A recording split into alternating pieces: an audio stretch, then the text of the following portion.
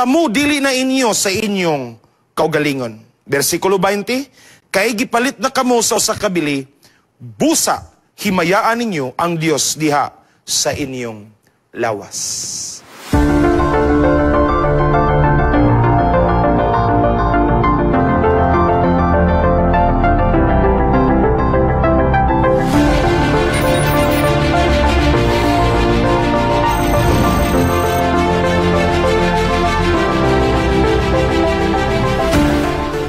Let me give you some amazing facts to support the message tonight. In 2025, according to research, youth health is declining due to poor diets, especially from ultra-processed foods and food insecurity, which increase risks of chronic illness and mental health issues. My topic for this evening is about consumed by cravings, choosing health over instant pleasures. Apan sa dili pa, magampo sa kita. Ginoong Dios, tagiya sa mong hinulamang kinabuhi. Ginadayeg ka na mo ginapasalamatan, iningtak na sa kagabiyon diin kami, nagakatapok na usab, nining among online platform, alang sa pagtuon sa iyong mga pulong o pagpalig-on sa pagtuo sa among mga batanon. Hinaot Ginoo na ikaw magagiya ka namo. Og tudloy kami, dear Lord, sa pagdisiplina sa among kaugalingon, labi na sa pag-amping sa among panglawas. Pasaylo kami sa mga sala. Sa ngalan ni Jesus. Amen. Tuguti ko ninyo sa pagbasa sa balang kasulatan, makita sa 1 Korinto 6:19, nga nagingon, wala ba kamo nasayod nga ang inyong lawas templo sa Espiritu Santo nga nagapuyo sa sulod ninyo, o nga kini inyong nabatunan gikan sa Dios? Kamu dili na inyo sa inyong kaugalingon. Versikulo 20, kay gipalit na kamo sa usa ka bili, busa himayaan ninyo ang Dios diha sa inyong lawas. Mga kapaglaom, mga kaigalaan, mga batanon, kung inyo nabantayan sa palibot, and I believe you are part of this, we live in an age of cravings. We live in this world where most of the things around, especially food, are instant. Cravings for spicy food, sweet drinks, fast results, and social validation. You know what, brothers and sisters? Karon pa lang, sultihan ko kamo. Cravings are not just physical. They're emotional and spiritual as well. Kani mag-crave tag pagkaon, konektado na sa tong emosyon og spiritual. Yes, daghan karon mga post sa Facebook, mag-post dayon, craving satisfied. Ay, salamat. Nakakaon na jud ko sa akong ginapangita karon. Yes, labi na sa atong panahon karon, kung mag-crave tag mga pagkaon, dili na lisod na to pangitaon ang gusto na tong kaunon. Bisag naratas balay, natay Grab food, naputay Food Panda. Basta kay abri pang restaurant, pwede pa maka-order mga higala. Grabe no? Paspas kayo. Bisan pa. O wala na kay gasol, wala na kay pangsugnod, di ka kaluto na lang kay kwarta, ang pagkaon mabot higala. And we all know na sa itong panahon karon na uso na ning term na stress eating. Kana bitaw gikan kag kapoy kay na trabaho, gikan ka sa eskwela, exam, stress kay ka, mo nang mukaon kag daghan aron ma-relieve imong stress, mo na gitawag og stress eating. Pero ang problema kaning stress eating, usahay kung dili nato ni mapugnan, di nato madisiplina tong kaugalingon, mo resulta ni siya sa stress billing. Kay mas stress na ta sa dakong bill sa hospital, kay nasakit na ta. Mo na magamping yun ta mga higala. That's why mga batanon, challenging kay sa atong sa atong panahon karon, because we are facing a lot of temptations na mupukaw sa itong mga cravings. Unfortunately, dili tanang craving healthy. Kasagaran cravings nato unhealthy. mo nang magbantay ta mga batanon. In Daniel chapter 1, let me introduce to you this group of friends led by the name Daniel. We will meet in this chapter 4 young men who face every craving Babylon could offer. Didto sila sa gingharian sa Babylon, diindaghan kayog temptasyon when it comes to pagkaon. Cravings are everywhere. But they choose conviction over convenience, and God honored them. Tanaw nato karon ang sugilanon ni Daniel o ang iyang mga higala. Number 1 point na ko i-share nining taknas kagabion mga batanon is craving to fit in, but called to stand out. Sa panahon na nasakop sa mga taga-Babylonia ang Huda, apil sa mga nabilanggo og nahimong ulipon, mao si Daniel ug ang iyang mga kahigalaan. Og tungod sa ilang pagkabatan-on, nakitaan silang potensyal na magamit pas gingharian sa Babylonia. Nakauna-una ang hari. Ay nindot og ato ni silang i-training. Ato ni silang paskwilahon dinhi sa Babylon University of Babylon. Mao nang tungod niya na, the king changed their names. Giusab ang ilang mga ngalan. O niya, gitudluan sila bagong lingwahe, gipaskwila sila. Unfortunately, sulod sa Babylonia, gusto po doon taosbon ilang lifestyle.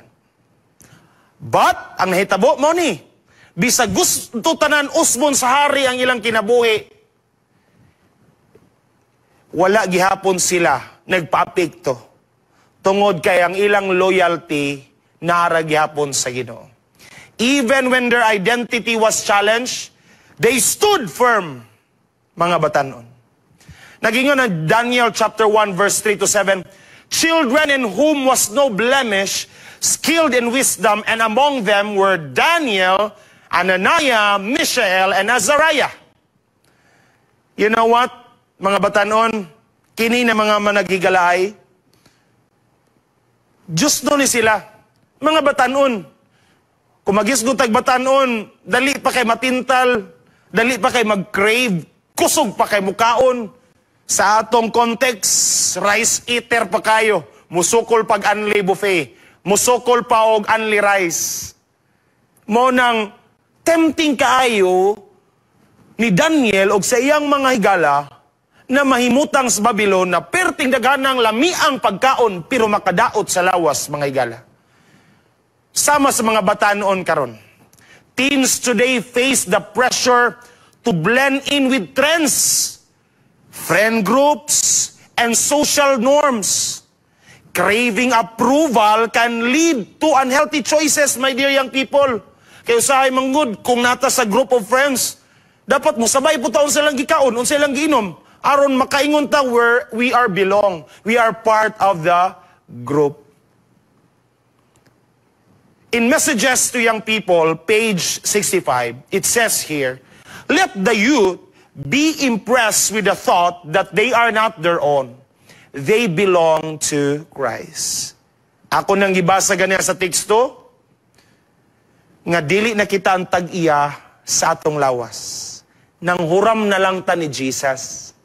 Mo nang hiram-raman ta, dili na nato, wa na tay right ani, nakita ray magbuot-buot, nagubo nato ning lawas, nagipahiram ka nato mga batanon. According to study, adolescents who lack a strong sense of personal identity are more likely to develop anxiety, disordered eating, and substance abuse. Tanawa? Delikado gid sa mga batanon karon na wala pa kay nato nasabtan na ang atong lawas templos balang espiritu, hinirman ra nato ni kuwa pa gani nato na nasabtan ay tendency na magpaanod-anod ra gid ta kanunay sa atong craving kaya ron mas satisfy. Young people, don't crave to blend. God called you to set the trend. Dili sa tanang panahon, magsige lang tagpaanod-anod, kung unsay gikaon sa itong mga barkada, kaon punta. Kung asa tab, kaon tab, bahala na. Basta kay lami ni. Because God called you to set the trend. Kinahanglan kita mo'y mahimong example na dili kita ang mag-una-una sa pagtilaw sa mga unhealthy na mga pagkaon. Ikaduhang punto. Craving the plate, but guarding the gate. Nagingon ang Daniel 1 verse 8, but Daniel purposed in his heart that he would not defile himself with a portion of the king's meat. You know what? Pag-abot nilang Daniel o yung mga kahigalaan sa Babylonia, hatag sa mong hari ang pag-atiman kanila sa chief official. O niya naghatag og instruction ng hari na kinahanglan at timanunan ninyo sila. Kay kung magniwang na, masakit na, ikaw mo hinungdan, dapat pakano ni mo nagtarong. Mo nang tungod kay naghimo raman sa trabaho ang chief official, gidala niya si Daniel og iyang mga kaigalaan o gidala dito sa lamisa diin didto nakabuta mga pagkaon sa hari. Perting lamia, mahalon na mga pagkaon. The king's table was filled with rich food and wine. Pangdato na pagkaon o pangdato na ilimnon. Pwede ba ya gito kanon ni Daniel tanan kay kini libre ni banata na to ni kita lagsara ni. But he made a covenant with God to keep his body holy. Wala pa lang sila miabot sa kananan. Wala pa lang sila miabot dito sa buffet table. Nakaset na daan sa hunahuna o kasing-kasing ni Daniel, na kung unsa magani i-serve diri ron, dili ginako ikambyo ang akong pakigsaad sa Ginoo na ampingan ang akong lawas na iyang gipahiram. My dear young people, sama sa giatubang ni Daniel o iyang mga kaigalaan sa atong panahon karon, gatubang punta og buffet table. Fast food, energy drinks, sugar-loaded snacks, and junk food. And this food dominate teen diets. Mga batanon, mao ni ang halos ginakaon. The craving for taste often outweighs the call to care for the body. According to research, teens who regularly consume ultra-processed foods are at higher risk of obesity, depression, and behavioral issues. Buot pasabot, kini dieng di ta magamping sa itong pagkaon, sige tagpasulabig kaon, labi na ng mga processed food, instant food, makapikto dahil ni sa atong pagbati, sa atong mental state, behavioral issues. Oh, dali ra ta ma-depress, dali ra ta ma-stress, kay tungod po din na sa atong ginakaon. That's why in Counsels on Diet and Foods, page 59, the controlling power of appetite will prove the ruin of thousands. Kung kita mo'y makontrol sa atong appetite, kita mo'y dauton sa atong appetite. That's why we need to control our appetite. Ayaw pagpailalom sa imong dila mga kaigsunan. Ikatulo, craving power but breaking your tower. Mao ni kay tabo sa mga batanon karon. Gusto tam na malig-on, makusgan, makaya na ito atong mga trabahoon. But we are caught unaware na ginaguba na ito ang atong tower, ang atong lawas. Yes, sa panahon, nagiagda na sa chief official si Daniel o ganyan mga kagalaan, kaon na mo, perting lamiani. Class ini, pang mahalo ni na pagkaon, pang dato ni. Ingon si Daniel, dili lang mi, kay makadaot ni sa mong lawas, di lang mi mukaon. Ningon ang chief official, na basi ako mo'y pasangin lang anig magniwang mo. Ako mo'y delikado ani. Basi patyon ko sa hari. Ako mo'y basulon. Na kamo, nagniwang, nagsakit. Pero kabalo mo sa itubag ni Daniel sa mong chief official. In Daniel 1 verse 12 to 14, prove thy servants 10 days, and let them give us poles to eat and water to drink. You see? Ningon si Daniel, hatagi lang mig na pulo kadlaw. Tubig lang, gulay, among kaonon, okay na kay sa mua. Dili ka magmahay. O dili pod ni magniwang ayaw ka balaka. Yes, Daniel didn't demand strength overnight, my dear young people. Ningon ang chief official, dapat makusgan mo. Kaya mo na'y gusto sa hari, mas mo bright mo, mas mo gwapo mo. Pwede ba yun si Daniel mo request? Gusto na kagkusgan, atagi kong energy drink day para mukusgan ko. Atagi kong kape para mulig-on mi. Wala sa ning demand o instant strength. Kabalumon sa igingon ni Daniel, hatagi mig na polo ka adlaw. Gulay lang, tubig among imnon, gulay, prutas among kanon. Daniel trusted God's way over Babylon's system. He didn't force strength. He followed faith. Mga batanon, sama sa atong panahon karon, teens are pressured to overperform. Teens are pressured to overperform. Yes, sa atong panahon karon, uso na kining gitawag og multitasking. Daghan kitag trabahon, gusto i-accomplish. Tasking expectation sa tuwa na daghan tag matrabaho. Gani, common kay na gina-post o gina-my day sa Facebook. Grinding, still grinding, laban lang, kaya raning trabahoon, mahuman rani. Grabe. That's why, tungod sa kadagang trabahoon, we crave for physical power. Gusto tagdugang kusog, aron mahimo yung trabaho. Mental speed. But often, at the cost of our health. Yes, gusto tam na madungagan atong kusog. Ma-extend pa ang atong kanang pagkugi. Ma-extend pa atong kaalam na dili pa ta mo give up. Makaya pa natong mga trabahoon. Pero sahay masakripisyo ang atong panglawas. Yes, overtime, walay tulganay, gabi magbuntag na lang, hala, hinimuay og mga trabahoon. Overtime, abusar sa lawas, katulgo na kayo. Unya daghan pagtrabahoon, unsay buhaton sa batanon? Inom og kape, inom og energy drink, bisag unsa na lay pang imnon. Para lang magpadayon ang kakusgan. Pero sultihan ko kamo mga batanon, kung magsigi tag-inom nining stimulants, energy drinks, ginapugos sa to atong lawas, na imbisting pahulay na, imo pang patrabahoon. Ang kusog na para na unta ugma, gigamit na nimo karon. Mo nang matingala ka, sa sunod na mga adlaw, over fatigue ang resulta, mga batanon.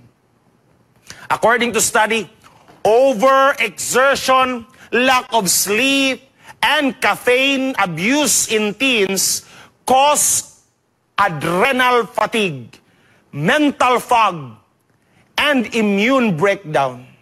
True strength is built during rest. Pahulay, mga batanon. Kaya nag-ingon ang Ministry of Healing, page 134, nature will restore her forces if her laws are not continually violated. Makarikabir naman yun ta kung gusto tag kusog, kung gusto ta na magkalahutay sa itong trabaho, ma-accomplish na ito mga bulaton, mga task, mga batanon. Let the nature heal you. Kay makarikabir ni. Kung ikaw makahulat, dili ni mo pugson imong lawas, pinaagi nining mga stimulants, caffeine products. Yes. Ikaw pat na punto. Craving success, but health is the test. Daghan kay nato karon naghandom magmalamposon. Ma-promote sa trabaho, mag-excel sa klase, makabot ang mga pangandoy. Nag-ingon ang Daniel 1 verse 17 to 20. At the end of the 10 days, they look healthier and better, nourished than any of the young men who ate the royal food. Human sa napulo kadlaw na request ni Daniel, obserbahi lang mi, gulay, prutas, tubig lang. Unsay nahitabo? Kay gisunod nila ang natural na pamaagis pagkaplag og kusog og healthy body. Unsay nahitabo? They stand out among the rest of the young people in Babylon. Mas hami sila, mas kusgan sila, mas maalamon sila kumpara sa uban. After 10-day test, nakita yung katag. Epektibo yun ang pamaagi sa Ginoo when we talk about gaining strength and power. In Daniel 1:17-20, God gave them knowledge and skill, and in all matters of wisdom and understanding, He found them 10 times better. You see, mas nag-excel si Daniel o iya mga ikaygalaan. Mas stand out sila when it comes to panglawas, performance. Grabe gyud ang pagpanalangin sa Ginoo nila. Mano kung gusto ta mo uswag, whatever career ang imuhang yatubang karon, academic pursuit, promotion, pagkabot sa imong mga pangandoy, dili kinahanglan isakripisyo ang lawas, kinahanglan tumanon ang pamaagi sa Ginoo aron makakaplag og tinuod na kadaugan. Today's youth chase achievement. Daghan nato ron mga batanon, alab kay gusto lagi matapwan, highest honor, with honor pag-graduate, na i-maintain na scholarship. Sahay, wanay tulganay, sige na nag-study. Gabi na, alas 12, alauna na sa gabi. But often, likod ni ining atong pagsakripisyo para mo excel, ma-promote sa trabaho, mo progress sa atong mga endeavors, we often sacrifice sleep, health, and spiritual life to get ahead. Many young people nowadays crave success, but forget that health is the platform for the long-term excellence. According to study, whole food diets, quality sleep and exercise dramatically improve academic performance, concentration, and emotional stability. Kung gusto ta na genuine atong performance, tinudanay ato academic performance, dili ta stress, dili ta sa puton, maayo gihapon ta mutagad sa ubang tao, stable atong emotion while achieving something. Unsa may buhaton? Dapat natay quality sleep, exercise, and diet. According to Counsels on Diet and Foods, page 43, a pure healthy life is most favorable for the perfection of Christian character and for the development of the powers of mind and body. Mga batanon, Daniel didn't just change his diet. Daniel actually changed his destiny because of his lifestyle. He overcame cravings because he chose to honor God in his body. Kaya po na nimo. Kung nakaya ni Daniel, kaya po na nimo. Siguro makaingon ka, di na ko makaya ang gihimo ni Daniel. Arang-arang man sila sa una. Ako karon, dagang kay trabaho, di makaya. Loaded kay karon sa kuskwela. Daghan kay mga pending ng mga trabahoon. Gipaningil ako sa kumbos. Daghag deadlines. Kinahanglan ko mukaon o lami mag-stress eating para maulian ko. Kinahanglan ko magbilar karon. Ang pangutana, makaya ka na ko biyaan ang mga pagkaon na lami apan makadaot sa lawas? Kaya ka na ko idisiplina akong kaugalingon gikan sa mga unhealthy na lifestyle na gina-practice sa mga batanon karon? Kaya ka na to mga batanon? Yes, in Philippians chapter 4 verse 13, nagingon diha, mahimo ko ang tanang mga butang, pinaagi kang Kristo nga nagapalig-on ka nako. We all know, mga batanon, that Jesus Christ is the greatest doctor sa tibuok universo. O gihatag na daan niya ang tanan niyang reseta diha sa balaang kasulatan, aron magpahinumdom kanimo o kanako, o unsay buhaton, aron kita makakaplag sa kadaugan, nga dili masakripisyo atong panglawas. Kadaugan na maghatag og tinuod na kalipay. Kadaugan na mulungtad sa dugayng panahon, og dili temporaryo lamang. Kung ugalig ang Ginoo naghatag og reseta og dili nato tumanon. Dili nato sundon ang mga tambag sa Ginoo. Yes, pwede magyapuntang magmalampuson sa kalibutan, pero ang nakapait mga batanon, kadihot lang na nimo matagamtaman, kay paninglon ka sa imong lawas, sa imong lawas na imong giabusahan.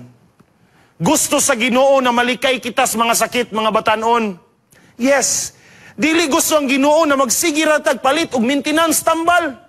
Dili plano sa Ginoo na mahurot atong kwarta sa hospital. Dili gusto ang Ginoo na sayo ka mamatay o dili na nimo makabot ang imong mga pangandoy. Yes, mga batanon.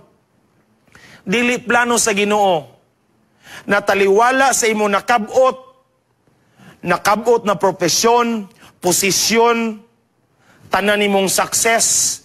Dili mo sugot ang Ginoo nakadihot ra na nimo maeksperiensyahan. Tungod kay gusto ang Ginoo na ang imong kalipay mulungtad hangtod sa kahangturan. Mga batanon, naghandom ba ka na tumanon ang mga tambag sa Ginoo aron mo taas ang imong kinabuhi? Naghandom ba ka na ma-enjoy pa nimo ang imong mga nakabutro na kadaugan? Naghandom ba ka na ang tanan nimong tinigom og napundar dili ra mapadulong sa sigpalit og tambal og bill sa hospital?